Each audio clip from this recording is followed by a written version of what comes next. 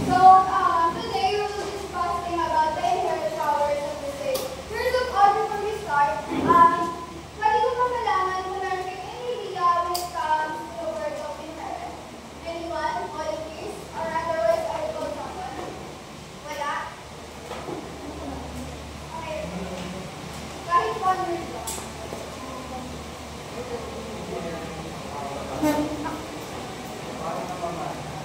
Mamamana, yes. Other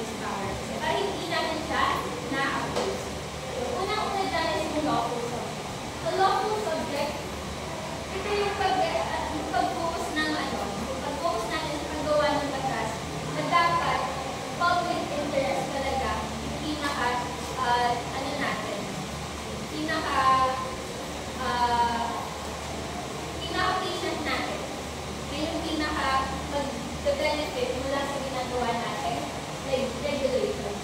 Next naman, is yung sa lawful means. Sa lawful means naman, dito naman sinasabi na kailangan lahat ng na-enforce natin ng mga batas o regulation, dapat fair and necessary sila. Hindi dapat mapupunta or na-overburden yung mga people natin, yung public, yung mga property owners. Now, under lawful means, we have test of reasonableness. The test of reasonableness, ito naman yung mga means na dapat masunod. So, hindi dapat na-abuse na yung power ng police. So, test of reasonableness, the regulations should not overly oppressive or confiscatory. So, example ni guys sa informal settlers. Kapag yung informal settlers, pinaalis sila ng under police power, kailangan magbibigay si police power o si government na time period para makapunta or makahanap ng iba pang titirahan ng mga informal settlers. So, dito papasok yung test of reasonableness. Next naman yung sa rational. Next naman yung sa rational connection. Dito naman dapat centered around public good yung pinaka-means natin. So, hindi dapat negatively na-apektuhan yung public.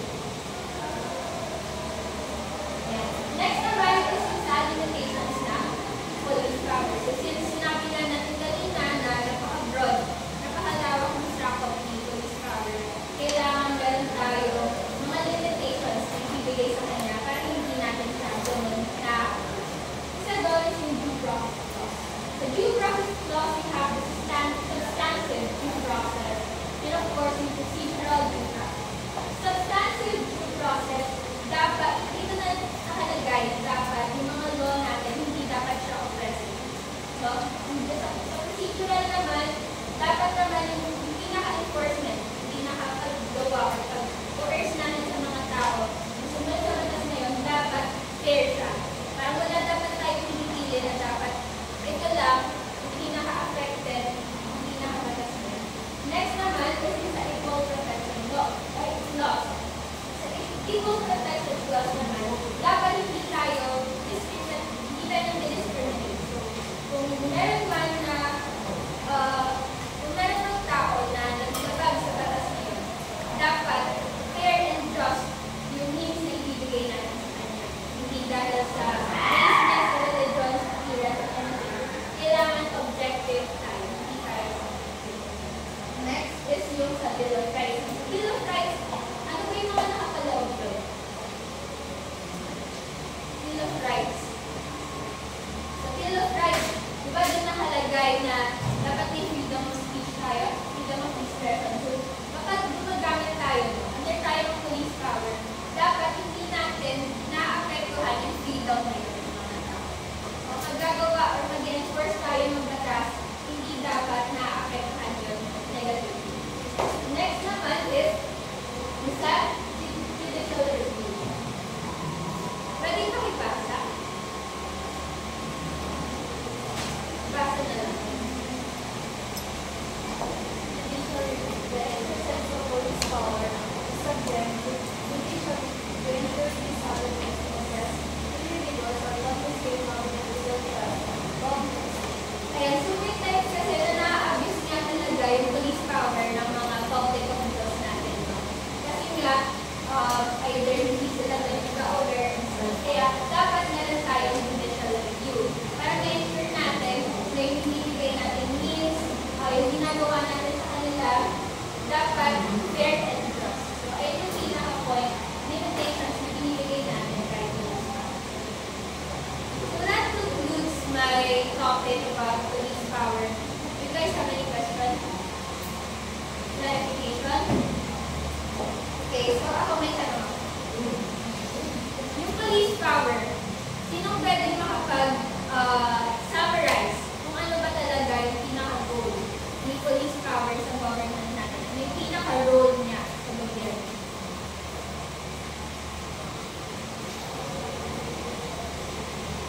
Yung police power, nagkakapagpapalit sa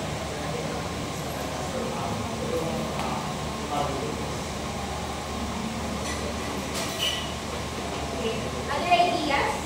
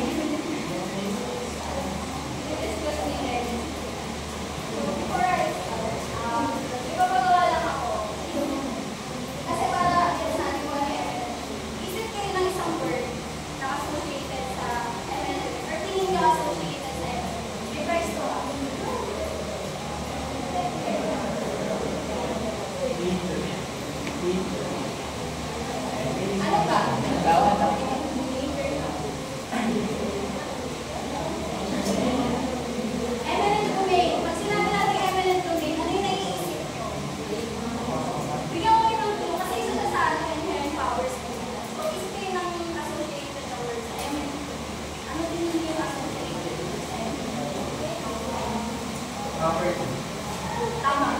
Isa pa. Baka nasa-search kayo dyan, ha? Ano? Yes. Totoo. So, eminent domain. Pag sinabi natin eminent domain, it is a power of state or power ng government na i-take over yung isang property na pagmamayari ng isang private owner. Kapalit nun is yung may kabayaran. So, kaya siya meron, kaya tayo na eminent domain as an inherent powers kasi nakatalaki doon sa 1987 Constitution, which is RA 10752, which is yung the right of way act. So, next. Tandaan niyo yung mga batas na dapat sabihin ko. Article 3, Section 9. Sinasabi lang dito na hindi pwedeng i-take over ng government yung isang property ng private owner hanggang hindi niya nababayaran ng sakto or ng fair yung isang private owner. So, kada property na ginagamit dito is, ang purpose niya is for public use. So, just imagine, di ba? Kunwari, may tinayo yung school si Venezuela, si Machaya, para sa public school, which is walang bayad. Nag-take over siya or nag-acquire siya ng isang property or lupa. May kapalit, di ba? Babayaran ito. So, ganun yung nag-work ang isang eminent domain. Ang purpose ng private school na yun is para sa public. Gets ba? Yes. So, dito naman tayo sa principle. So, sabi ko nga kanina, ang purpose na eminent domain is for public use. Kapag sinabi natin public use, ang nag-benefit dito is yung public or yung mga tao. So, ang advantage doon is mabigyan ng mga mapulfil yung mga societal needs. So, for example na, public schools, so nakakapag-aral tayo ng libre, which is para sa atin. Just compensation. So, sabi ko nga, hindi siya pwede i-take over ni government nang hindi patas yung bayad na pinag-schools niya. So, yung mga property na tinitake over ng state natin, meron siyang value. So, kailangan ibigay yun ni government bago niya i-take yung ownership. Right to use. Di ba sinabi ko nga kanina na ang eminent domain power or authority siya ng state natin na mag-take over ng isang property. So, sa tingin mo, kung sinasabi natin na power siya or authority siya, bakit may nakalagay dito na right to use?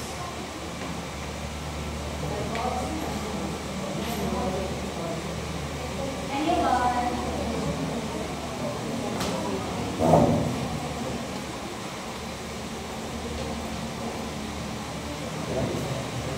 Try mo hanggang 5. Pero, 5.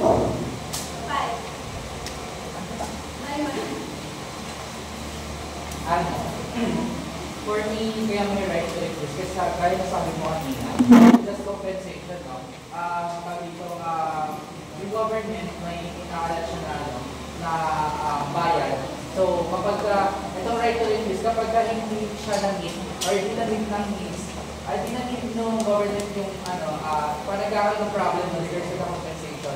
So, doon yung time na pwede siyang mag-refuse. Hindi yung tahan. Kasi pwede mag-refuse si private owner doon sa deal. Doon sa deal. Pwede niya i-akit yung support para magkaroon siya ng major deal. Mag-choose siya ng mag-deal. Pero, sa tingin niyo ba, pwede mo ma-terminate yung ganong power? May mga cases ba kayo naiisip na hindi talaga mabibigay yung property dahil na may right to refuse? May naiisip ba kayo? Or is it possible? Kung naiisip, possible na. Sa tingin mo ba? Oo, tama. Sa'yo. Sa mga ancestral, may mga processes siya na hindi talaga pinapayagan. Ano ba? Okay, sige. Ang isa dito na kinakonsider pagdating sa ganun na hindi talaga na bibigay yung private property is kapag na-challenge yung word of public use. Di ba minsan kasi parang yung mga pinapropose naman lang gano'n is hindi naman talaga mag-benefit ang mga tao. So, pwede pag nagkakaroon na oversee ng word, hindi siya natin. Another thing yun nga, sinabi nila pa na hindi naman patas yung ibigay na compensation. So, yun lang yun. So, dito tayo sa steps of expropriation process. Sinabi natin expropriation process is yung transaction mismo na nangyayari na pag take over ng government sa isang property. So, number 1, identification ng property. So, kailangan, ang government natin, i-identify na, i-determine nila kung kailangan mo talaga or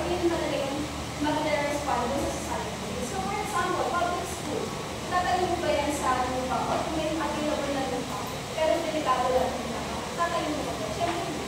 So, kailangan i-determine kung sakto ba siya doon or kung mag-fit siya doon sa public project na in-person mo.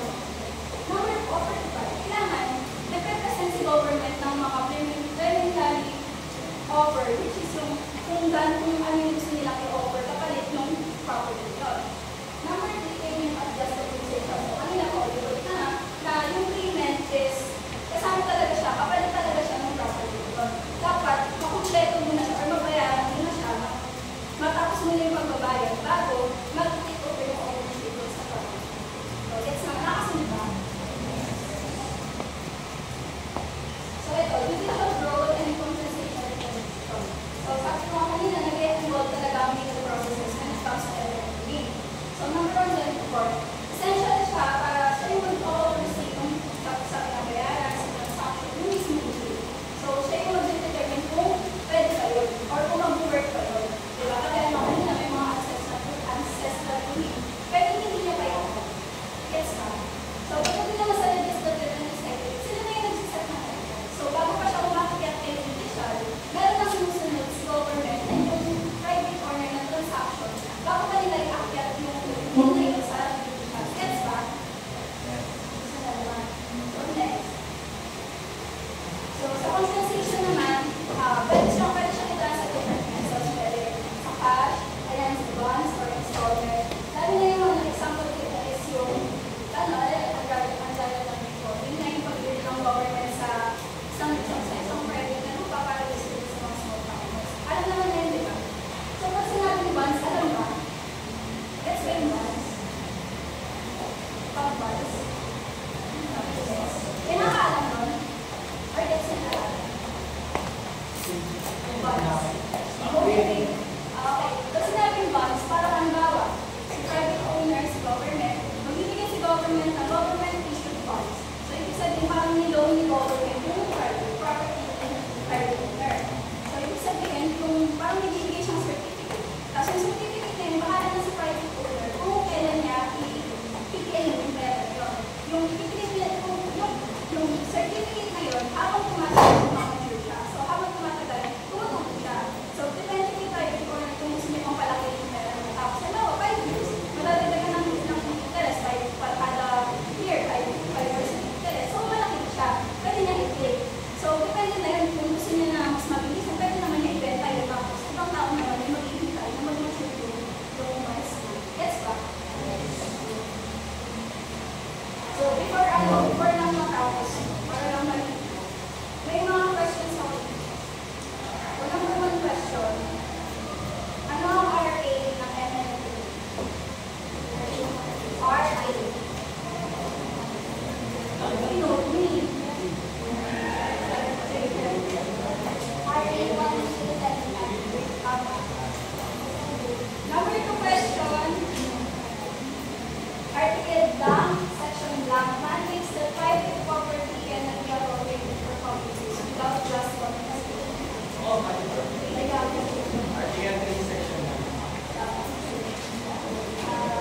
Last question. Ano ang role ni judiciary sa MNP? Ano ang role ni judiciary sa MNP?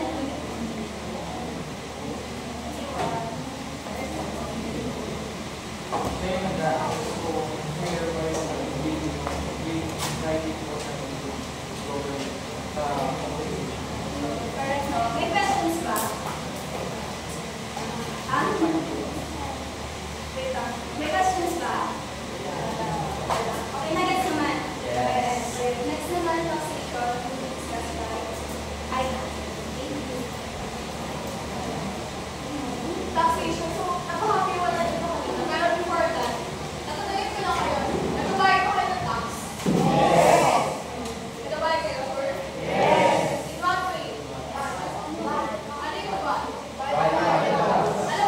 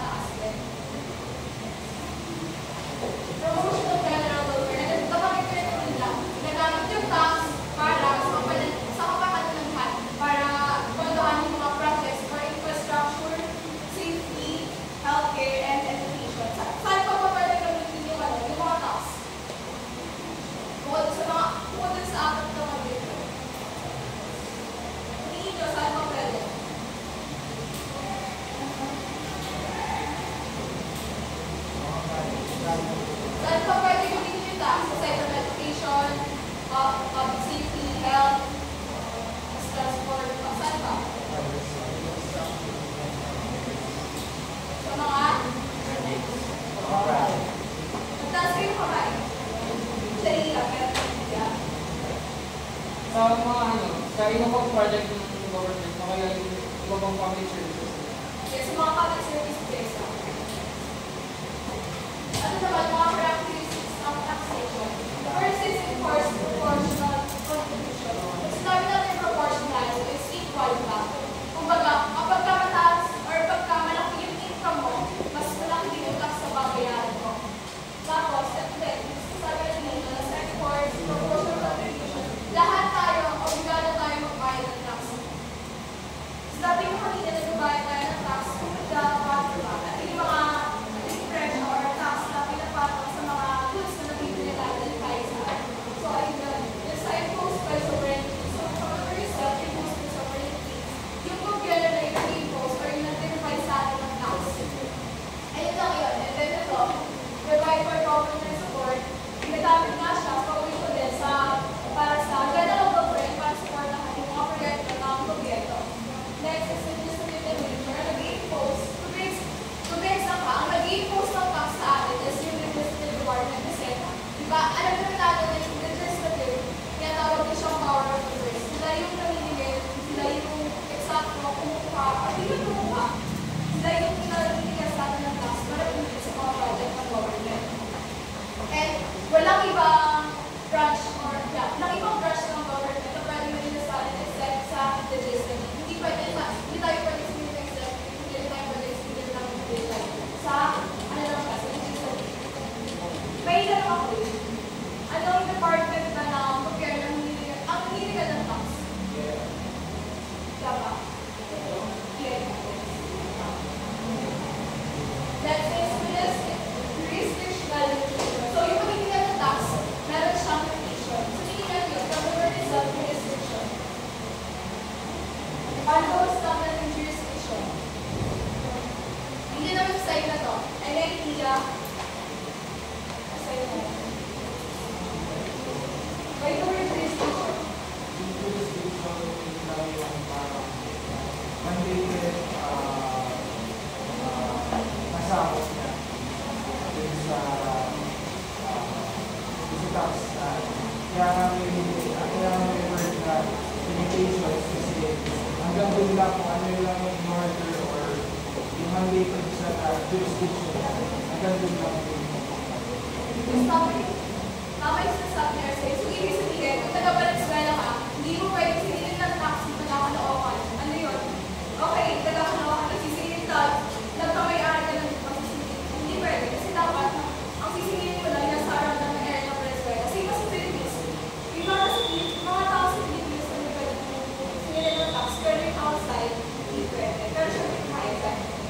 Like for example, di ba na-discuss naman sa atin yung mga OFW, nagkabayad ng tax sa gobyerno natin. Eto, yun. May tanong na po siya. Paano kapag taga-Valenzuela ka pero meron kang business sa ibang area? Saan ka bumagay ng tax? Dun sa area na yun. Kunyari, nagka-Valenzuela ka pero may business ka sa Caloocan. Since yung business mo, depende sa type ng tax. For example, kasi meron sa type na daw na estate tax ko ba? Estate, pag may ari ng lupa. So kung ari namin nagpatayo ng business mo sa Caloocan, so sa Caloocan ka magbayad ng tax. Pero yung income mo, balik siya ganun pa rin sa Caloocan pa rin. Kasi ano yung business. Okay ba? Non-arbitrary, taxes as follows are rule or proportionate strictness of conformity. So, pag ito nga kanina, na kapag mas mataas yung income mo, or mas mataas, mas malaki yung halaga na pera na nare-receive mo, mas malaki yung tax na babayaran mo. Para, ang purpose nun is, para ma-ensure na merong fairness sa society natin. Para hindi naman nasabi na, ito mga tayo na babayad ng tax. Lahat tayo, sinabi ko ang kanina, is obligado na bayad ng tax sa gobyerno. Last is, taxes are monetary obligations. Ibig sabihin, sa pagbabayad ng tax, pera na kayo kailangan. Hindi ka tulad ng ancient times na ang pagbabayad ng taxes to sa props or sa mga ano. Sa panahon natin ngayon, pera na kayo kailangan para magbayad ng tax. Gets ba? Or masyado mabilis? Sakto lang.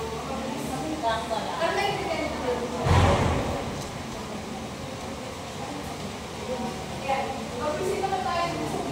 kinds of tax.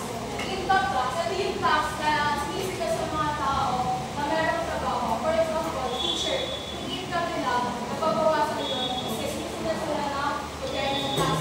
So, diba, meron tayong SSS, yung mga USIS. So, ito yun. Corporate tax, ito yung pinagkatapos nila kanina. Sa corporate pala yun, sorry. Sa corporate, sa business, sinisigil siya sa mga nagmamay-ari ng isang business or business establishment. Depende sa lugar kung nasaan sila. Ibig sabihin, lahat ng merong business, basta naka-register sa government candidates, sinisigil ng tax. Ibig sabihin, kapag meron yung business, dapat i-register mo siya sa DIR, sa DTI rather, para maging eligible or para masigil ka legally ng tax ng DIR. And then next is capital gains. Ano naman, pinapatan naman ng capital gains tax na to sa mga stockholders. Diba sa company, meron tayong mga stock and bonds, yung mga ganun. Alam niyo ba yun? Alam niyo. So ayun, so yung mga stockholders na yun, nagbabayad din sila ng tax sa government natin through the capital gains tax. Income tax return. Income tax return. Ito yung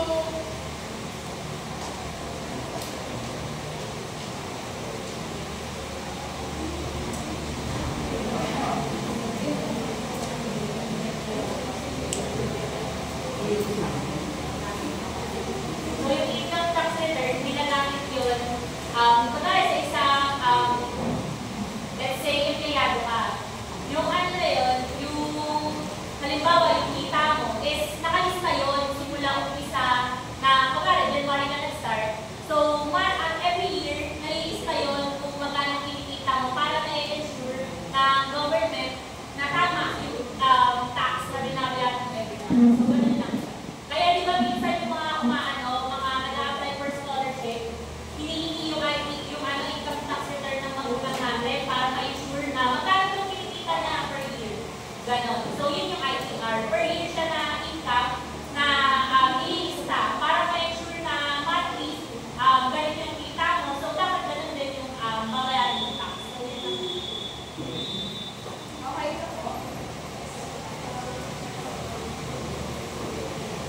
Property tax. Ito naman sa property tax. A property tax is assessed by a local government and paid for by the owner of a property. This tax is calculated based on property and land value. So, yung lupa or yung pagkamayari natin, for example, sa mga bahay natin, meron tayong tinatawag dito na yung pinabayaran natin sa Barangay, yung tinatawag doon.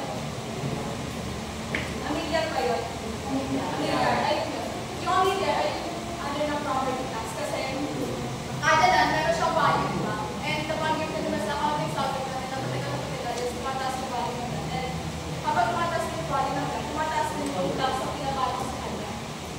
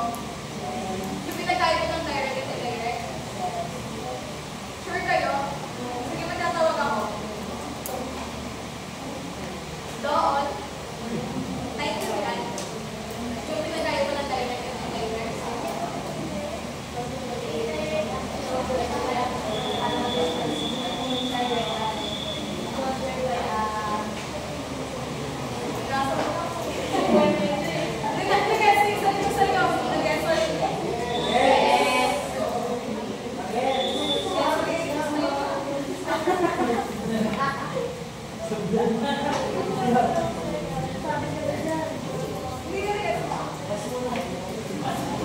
Okay, ulit. Kapag ka-direct tax, ako mismo yung magbabayad. Pero pag indirect, merong ibang magbabayad nun para sa akin.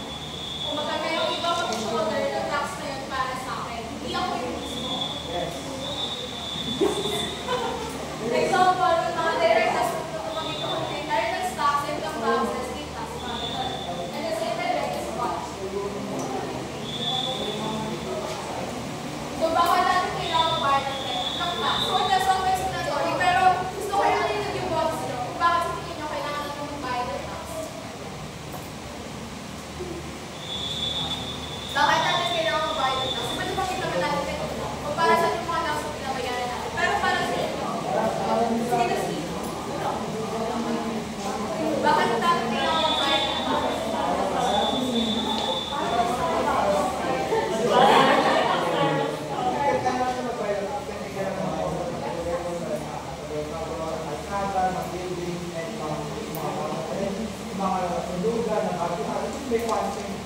Government para may funds. Sa balas. Ikaw daw yung tawag. Ano, nasabi, isa lang naman talaga pinakaganyan eh. Kaya importante yung tax. Kasi tax is blood of the government. Lahat ng mga ginagawa ng government, yung magpasala sa tax, actually wala lahat yung magiging kung wala yung tax na ginagawa. So madaling sabi, hindi mag-function ng maayos. So hindi talaga mag-function yung government natin without these taxes. Kasi tayo taong bayan, sa atin nagagaling yung pera na ginagamit ng gobyerno para sa mga project and programs na yun. And yung mga project and programs na yun is para rin naman sa atin. Obligation nila yun or responsibility nila yun. Hindi na naka-office na sa pwesto na ibalik sa atin yung mga yung work or yung hard work na ginagawa natin kapag ayun, nagtatrabaho tayo sa lahat. Gets ba? Parang hindi ba na-gets? Yes. So, proceed na tayo sa next. May icebreaker to.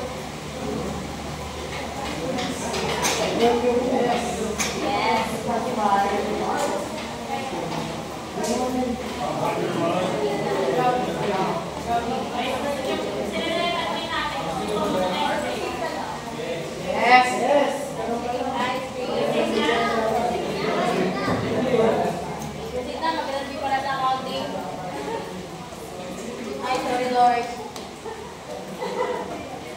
Dahil talaga Lord na hindi mo ako nakakali sa lalabong. Sige na guys! Ano lang muna yung nakita lang sa pero focus na tayo ba? Wala na icebreaker pero hindi listen sa kanila. Kasi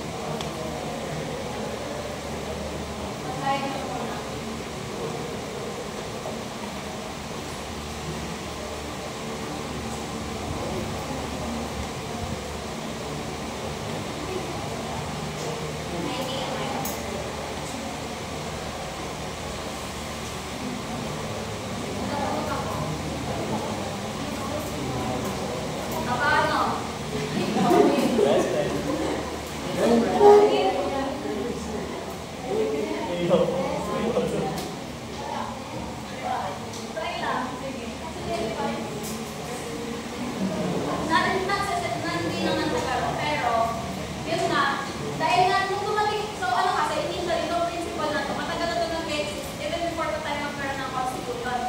Dahil nga kinolonize tayo ng Americans, so nakuha natin yung principle na ito, and yung, yung form of government nila, dahil sila kayo nag-colonize sa atin. So, dahil doon, na-incorporate sa atin sa constitutional framework natin itong principle na ito. Not until dumating yung Rene Marcos Sr., which nangyari na yung martial law. So, biglang parang na-modify itong principle na ito kasi na in-implement yung martial law. Nagkaroon ng merge sa executive powers and legislative powers. So, meaning, ng time na yun, si Marcos Sr. na-exercise niya yung powers na meron ng executive, and at the same time, may power din siya to exercise yung powers ng legislative branch. So, meaning, hindi na sunod yung principle na to. Hindi equal. Dahil kapag sinabi natin ang principle of separation of powers, equal lahat ng branches. May kanya-kanya silang powers and responsibilities, and dapat walang mas nakakataas or nakakababa sa branch na yun. Okay. So, let's start with the legislative branch. So, legislative branch, the power of the legislative belongs to the Congress of the Philippines. And it consists of Congress, the upper Senate, and the lower chamber, upper house and the lower house. So, ang legislative branch ay may responsible for making laws. So, basically, ito yung rule-making body system ng Philippines, ng bansang Philippines, ng country natin. So, dito, sa branch na ito, it consists of two chambers, which are yung upper chamber and yung lower chamber. So, yung upper chamber, it is comprised of the Senate, while yung lower chamber naman consists of the House of Representatives. So, next. So, to start, yeah. So, the Senate has a fixed number of 24 senators, which are elected at large by the qualified voters. So, meaning tayo nang vote sa kanila. And they serve for a term of not more than 6 years. So, no senator shall be re-elected more than 2 times. So, meaning isang beses na pwede ma-elect. So, dito doon naman sa House of Representatives, meron 250 members, maximum number yun. Bawal naman pa sa 250 yung number nila. And the 20% ng House of Representatives consists of the party list members from political parties which represent a specific sector of society, such as yung mga labor, mga farmers, mga youth, and women. While yung natitirang 80%, ito naman yung district representatives, which represent naman in geographical location or area within the Philippines. So, itong House of Representatives, yung officials na meron na nandito ay yung Senate President, yung Minority Leader, Majority Leader, and Pro Tempore. Sa executive naman, so as we all know, executive, dito naka-position yung President. So, the executive power shall be vested in the President, which is both the Chief of the State and the Commander-in-Chief of the Armed Forces of the Philippines. So, next. So, the President is elected by direct vote for a 6-year term and cannot be re-elected. The Vice President is also elected by direct vote and serves a 6-year term with a limit of 2 terms. So, basically, parehas lang silang 6-year ang term, pero pinagkaiba nila, si President, siya, only for 1 term lang siya, bawal siya ma-re-elect. Pero ang Vice President, pwede siya ma-re-elect. Next.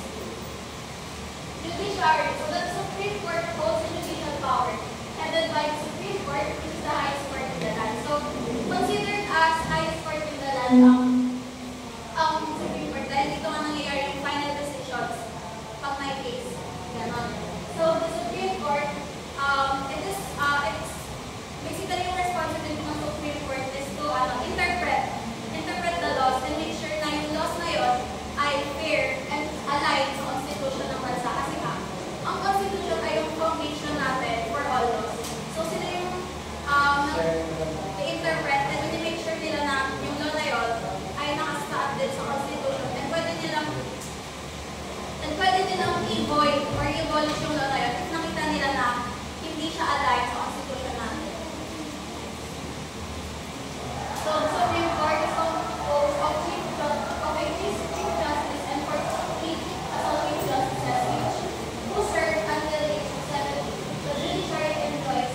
authority and its appropriation cannot be reduced by the legislature. So, may idea ba kayo sa meaning ng fiscal autonomy?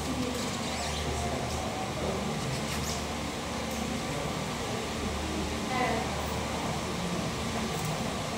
Fiscal authority. So ito yung isa yung isang budget na hindi pwedeng modify na ibang branches ko. So basically meron siyang sarili na parang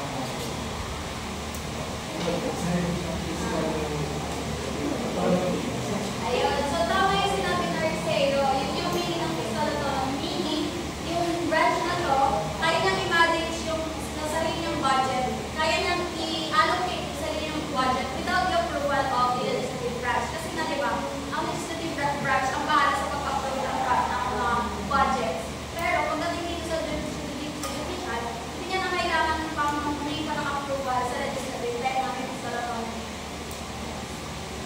So again, the co-consists sa executive branch are the president, the vice president, and the executive department. So may tanong ako, in case na mamatay or nawala sa position, yung president natin, sinong papalit?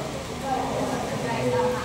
So ayun nga, yung vice president, dahil na yung pangalawa, known din siya as the acting president, in case na mamatay, and may impeach yung president natin. Sana mamatay na. Tanong siya. Paano pag yung vice president yung mga impeach? Sino yung pwede pa rin? Kasi malakas na legislative.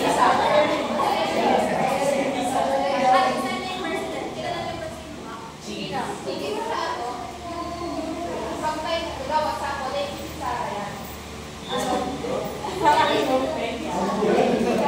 Pero ano, seriously, di ba magkakaroon ng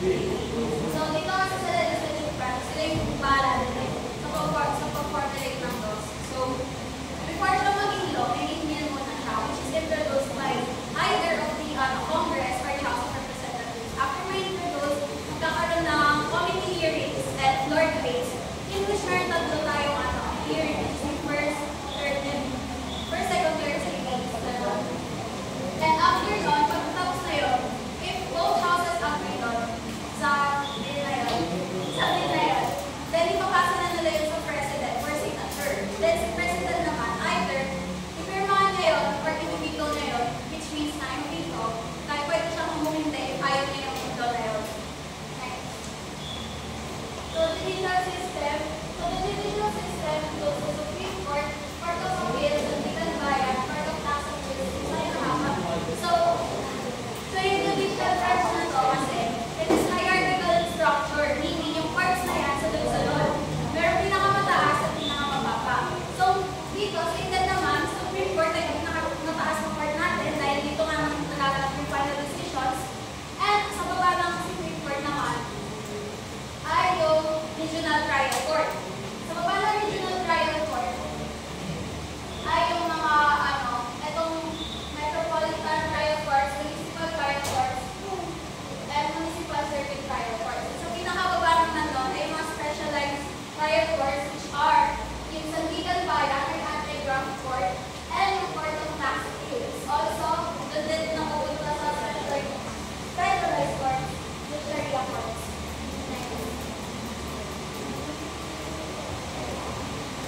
The Supreme Court has the power to review, revise, reverse, modify, or appear on appeal or certiorari, final judgments and orders of lower courts. It also has the power to promulgate those concerning the protection and enforcement of constitutional rights, leading, practice, and procedure in all courts. So stated naman earlier, basically na lang, talagang sila yung responsible for double-checking or interpreting yung mga laws na ginawa ng legislative branch. So sila yung bahala doon if hindi nila papayagan or kasi minsan may mga laws na nakikita nila na hindi align sa constitution natin. So kung may nakita silang ganon, pwede nilang i-abolish yun or i-void. So dito, tingin nyo, bakit kailangan natin ng principle na to sa government natin? Why is there a need? Tingin nyo, why?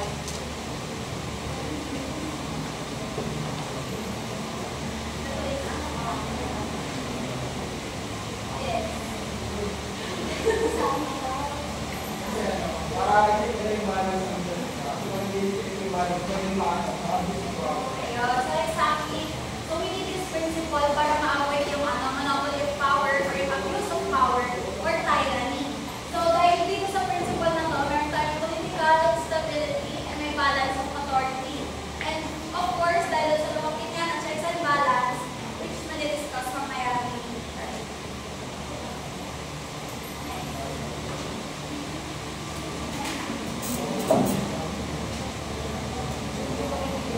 Dito, medyo madugo siya kaya tayo muna.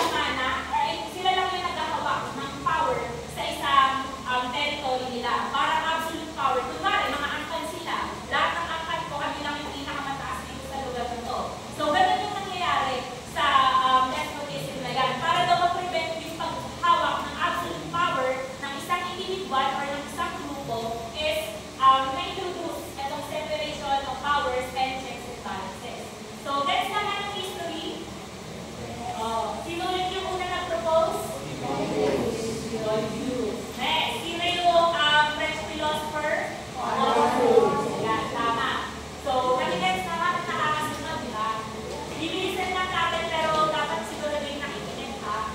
So, paano nga ba nangyayari yung checks and balances dito sa Pilipinas? Nasabi na kanina yung separation of powers sa tatlong branches ng government natin. Ano yung una? Executive, legislative, and judicial. So, yung tatlong yun, sila yung main reason kung bakit meron checks and balances.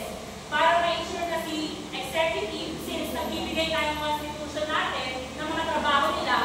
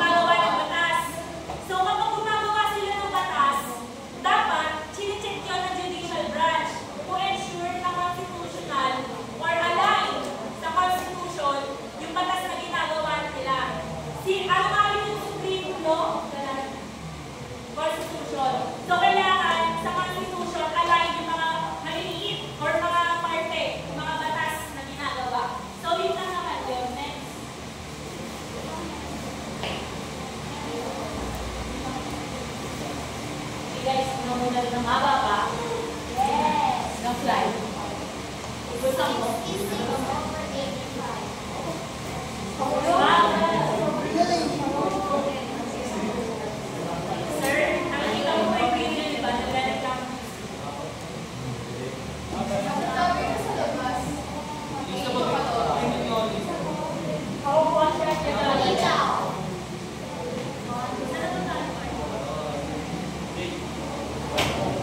Storage na, storage. Ikaw guys. Para nakita nyo, hindi na kayo nakikita.